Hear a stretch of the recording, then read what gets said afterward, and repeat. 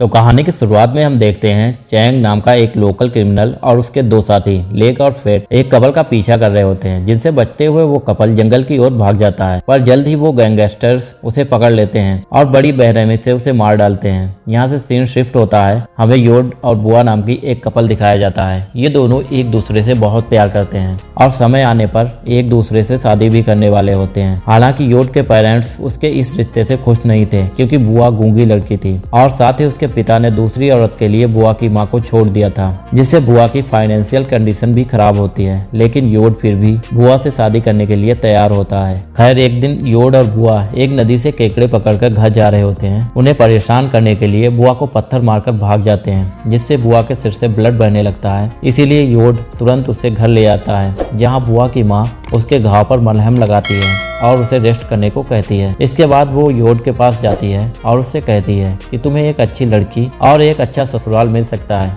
इसीलिए अब तुम्हें बुआ से मिलना बंद कर देना चाहिए। जिस पर योड कहता है, मैं बुआ से सच्चा प्यार करता हूँ और मुझे गांव वालों की बातों का कोई भी फर्क नहीं पड़ता। इस तरह योड अपने परिवार और गांव वालों के खिलाफ होने के बावजूद बुआ के साथ रहने का डिसीजन लेता है। वो दोनों अगले दिन फिर से मिलते हैं और एक दूसरे के साथ टाइम स्पेंड करने के लिए मछलियां पकड़ने के लिए जाते हैं और उन्हें पकाकर साथ खाते हैं। इसी गांव में चैंग और उसके दो साथी भी रहते हैं, जिन्हें देखकर ऐसा लगता है कि उनके पास लोगों को तकलीफ देने के अलावा और कोई भी काम नहीं है। इसके अलावा वो लोगों का सामान और उनके पैसों को भी चुराकर अपना गुजारा करते थे। चैंग की एक पत्नी भी है, जो अक्सर चैंग के व्यवहार के लिए उसे डांटती रहती है, लेकिन चैंग उस पर ध्यान नहीं देता। एक दिन जब योड और बुआ मछलियां पकड़ने के लिए जा रहे होते हैं, तब चैंग और उसके दोनों साथी उसके सामने आ जाते हैं और उनसे मछलियों भरी बाल्टी छीन लेते हैं। यहाँ चैंग बुआ को परेशान भी करने लगता, जिससे योड उसे बचाने की कोशिश करने लगता है, लेकिन वो सभी आसानी से उस पर हावी हो जाते हैं। तभी चैंग की पत्नी वहाँ आ जाती है। चैंग और उसके साथियों से योड और बुआ को बचा लेते हैं। शाम को जब योड अपने घर जाता है, तब उसके पिता उसे हमेशा की तरह बैंकॉक जाकर नौकरी करने के लिए कहते हैं। असल में उनका मानना था कि पैसे कमाने के लिए योड को बैंकॉक जाना जरूरी है, लेकिन योड का यह कहना था कि वो शहर में रहने के बजाय गाँव में शांति से रहना पसंद करता है। अगली सुबह एक बौने चोर को देखते हैं, जो एक दुकान से केले चुराकर भाग जाता है। इसी दौरान बुआ भी केले लेकर उस दुकान के पास से गुजर रही होती है, जिससे दुकानदार बुआ को चोर समझकर उसे बुरा भला कहने लगता है। बेचारी बुआ गूंगी होने के कारण अपनी बेगुनाही का सबूत नहीं दे पाती और रोने लगती है। इसी दिन योड की माँ बुआ की माँ से मिलने आती है और उससे कहती है कि मैं एक गूंगी लड़की से अपने बेटे की शादी नहीं करूंगी, इसलिए तुम बुआ को मेरे बेटे से दूर रख। इधर बुआ भी ये सब बातें सुन लेती है, जिससे वो बहुत ज्यादा दुखी होती है। इसके बाद बुआ खेत की ओर चली जाती है और रोते हुए सोचती है कि आखिर पूरा गांव उससे नफरत क्यों करता है। थोड़ी देर बाद योड वहां आता है और उसे गले लगाकर वादा करता है कि मैं कभी भी तुम्हारा साथ नहीं छोड़ूंगा और जल्द ही तुमसे शादी कर लूंगा। जिसके बाद वो दोनों मछलियां पकड़ने के लिए निकल जाते हैं। यहाँ योड मछली पकड़ने के लिए जाल को ठीक कर रहा होता है, जिस दौरान चैंग और उसके साथी वहां आकर बुआ को किडनैप करके जंगल में ले जाते हैं, जहाँ चैंग जबरदस्ती उसके कपड़े उतारने की कोशिश करता है, जिससे बुआ उससे लड़ने की कोशिश करती है, लेकिन वो तीनों लोग बुआ को बुरी तरह पीटते हैं। इस बीच योड को बुआ कहीं भी नहीं दिखाई देती, तो वो उसे आसपास खोजने लगता है। तब उससे बुआ की एक स्लीपर मिलती है, जिससे उसे एहसास होता है कि बुआ खतरे में है, इसलिए वो जंगल में जाकर उसे ढूंढने लगता है। जिसके बाद वो देखता है कि चैंग और उसके साथी बुआ को बेरहमी से हमला कर रहे हैं, इसीलिए वो बुआ को बचाने के लिए तीनों गैंगस्टर्स से लड़ाई करने लगता है। पर वो तीनों गैंगस्टर्स आसानी से योड पर काबू पा लेते हैं और उसे मारकर घायल कर देते हैं। इसके बाद चैंग बुआ के साथ जबरदस्ती करता है और फिर वो गैंगस्टर्स उन दोनों को मारकर जंगल में कहीं दफना देते हैं। रात होने पर बुआ जब घर नहीं लौटती, तब उसकी माँ को बहुत फिक्र होती है, इसीलिए वो अगली सुबह योड के परिवार से मिलने जाती है। यहाँ उसे पता चलता है कि रात को योड भी घर नहीं लौटा। इस बात से परेशान बुआ के पेरेंट्स अपने बच्चों की तलाश में निकल जाते हैं। जब वो खेत में पहुँचते हैं, तो उन्हें वहाँ योड और बुआ का सामान दिखाई देता है, जिससे उन्हें अपने बच्चों की और भी ज्यादा फिक्र होने लगती है। यहाँ उन्हें एक आदमी मिलता है, जो बताता है कि चैंग और उसके साथी कुछ दिनों से योड और बुआ का पीछा कर रहे थे। ये जानकर वो तीनों सीधे चैंग के घर पर जाते हैं। यहाँ चैंग उसे धमकी देकर भगा देता है। इसके बाद वो तीनों दुखी होकर पुलिस स्टेशन में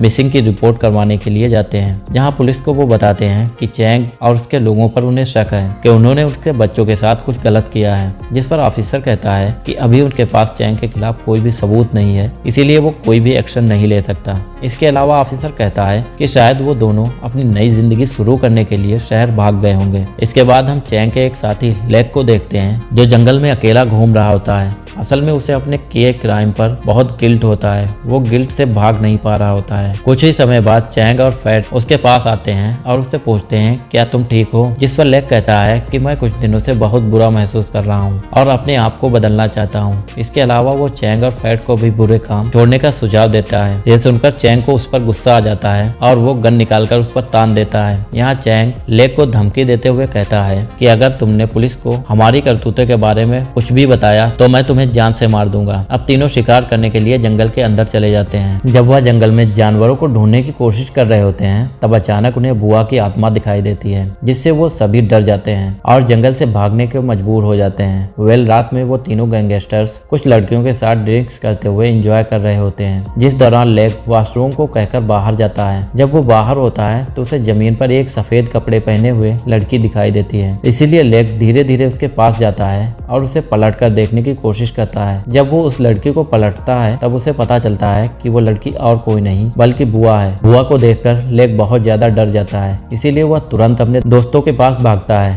खैर वो तीनों पार्टी खत्म करने के बाद अपने अपने घरों में लौट जाते हैं, लेकिन उन सभी को बुआ का बहुत डर था। खासकर लेक को ज्यादा डर लग रहा होता है। जब वो अपने बेड पर जाता है तब उसे बार बार बुआ दिखाई देती है, जो कि उस पर हमला कर रही होती है। इस बात से परेशान होकर लेक को पूरी रात नींद नहीं आती। अगली सुबह लेक फेट से मिलता है और उसे अपने डरावने इंसिडेंट के बारे में बताता है, जिससे फेट हैरान हो जाता है और उसे बताता है कि मुझे भी इस तरह के विजन्स आते हैं। यहाँ लेक फेट को गाँव छोड़कर शहर में नौकरी ढूंढने के लिए कहता है ताकि वो मुसीबत से दूर हो सके। इसके अलावा लेक कहता है कि अगर गाँव वालों को हमारे बुरे कामों के बारे में पता चला तो हमें बर्बाद कर देंगे। जिसके बाद फेट कहता है कि हमारे जैसे लोगों के लिए नौकरी पाना बहुत मुश्किल है, इसीलिए हमें गांव में ही रहना होगा। अब वो तीनों एक बार फिर से जंगल में शिकार करने के लिए जाते हैं, जिस दौरान लेक के सामने बुआ आ जाती है और उनका पीछा करने लगती है, जिसे देखकर लेक डर जाता है और उससे अपनी जान बचाकर भागने लगता है। भागते समय अचानक से कोई उसके सर पर एक लकड़ी की टहनी से हमला कर देता है, इसलिए वो फ्रेश होने के लिए वॉशरूम में जाता है, जहाँ उसे योग की आत्मा दिखाई देती है, जिससे फैट और भी ज्यादा डर जाता है। अगली सुबह फैट मरने के डर से परेशान होकर मंदिर में जाता है, जहां वो अपनी जान बचाने के लिए भगवान से प्रार्थना करता है। उसके बाद वो चैंग से मिलता है और उसे बताता है कि मैं गांव वालों के सामने अपना गुनाह कबूल करने वाला हूं। इस बात पर चैंग को बहुत गुस्सा आता है और वो फैट के चेहरे पर एक मुक्का मारकर उसे चुप रहने का आदेश देता है। लेकिन फैट अब चुप रहना नहीं चाहता था, इसीलिए वो जिद करने लगता है कि वो गाँव वालों के आगे सब कुछ बता देगा।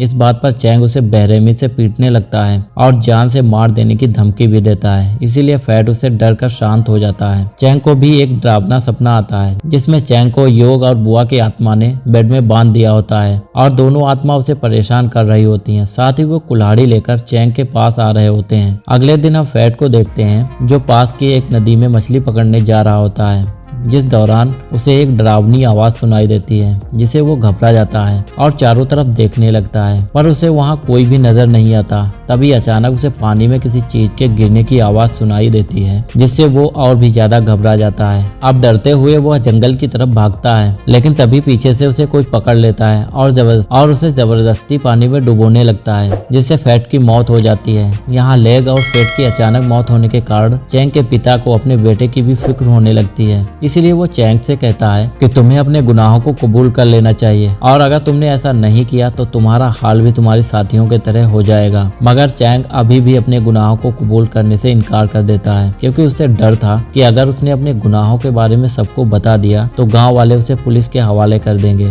और फिर उसे सजा के तौर पर जेल भेज दिया जाएगा। इसके बाद जब रात में चैंग अपनी वाइफ के साथ सो रहा होता है तब उसे किचन से कुछ आवाज सुनाई देती है, जिसे सुनकर वह चौंक जाता है और अपनी वाइफ को जगाकर उसे पूछता है क्या तुमने अभी किचन में कोई आवाज सुनी थी। यहाँ वाइफ उसे कुछ जवाब देने के बजाय उसे बुरी तरह डांट देती है, क्योंकि चैंग ने उसे जगाकर उसकी नींद खराब कर दी थी। खैर चैंग की वाइफ दोबारा सो जाती है और चैंग भी सोने की कोशिश करता है, पर तभी चैंग को एक बार फिर से वही आवाज सुनाई देती है, जिससे चैंग बुरी तरह से डरने लगता है। इसीलिए वो तुरंत उठता है और लाइट ऑन करने के लिए जाता है। तभी उसे पता चलता है कि उसके घर की ट्यूबलाइट खराब हो गई है। अब क्योंकि चैंग को अंधेरे से डर लग रहा था, इसीलिए वो मोमबत्ती जलाने की सोचता है, पर जब वो मोमबत्ती जला रहा होता है तब मोमबत्ती अपने आप ही बुझ जाती है। जिसके बाद चैंग दोबारा मोमबत्ती को जलाता है। जैसे ही वो पीछे मुड़ता है तो उसके सामने बुआ की आत्मा आ जाती है, जिसे चैंग बुरी तरह से डर जाता है और किसी तरह से वह एक चाकू उठाता है और बुआ की ओर बार बार अटैक करने लगता है, जिस दौरान उसे एहसास होता है कि उसने चाकू से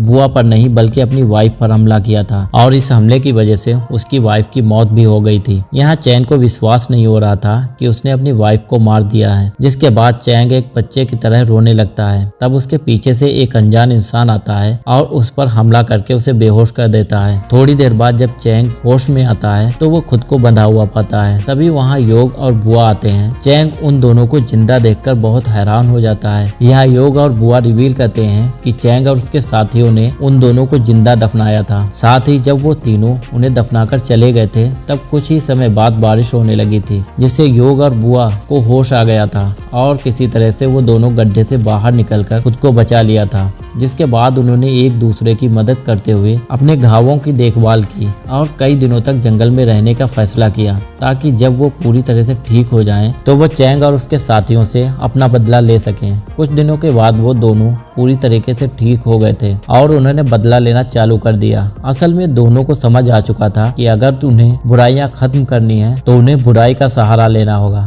खैर, तब से ही दोनों ने बदला लेने के लिए अपने दुश्मनों को परेशान करना शुरू कर दिया था और फिर उन्हें एक एक करके मार डाला। योग और बुआ की पूरी बात सुनने के बाद चैंग अपनी जिंदगी की भीख मांगने लगता है, पर वो दोनों उसकी कोई भी बात नहीं सुनते और उसे जान से मारकर अपना बदला ले लेते हैं। और इसी के साथ ये मूवी यहीं पर खत्म हो जाती है।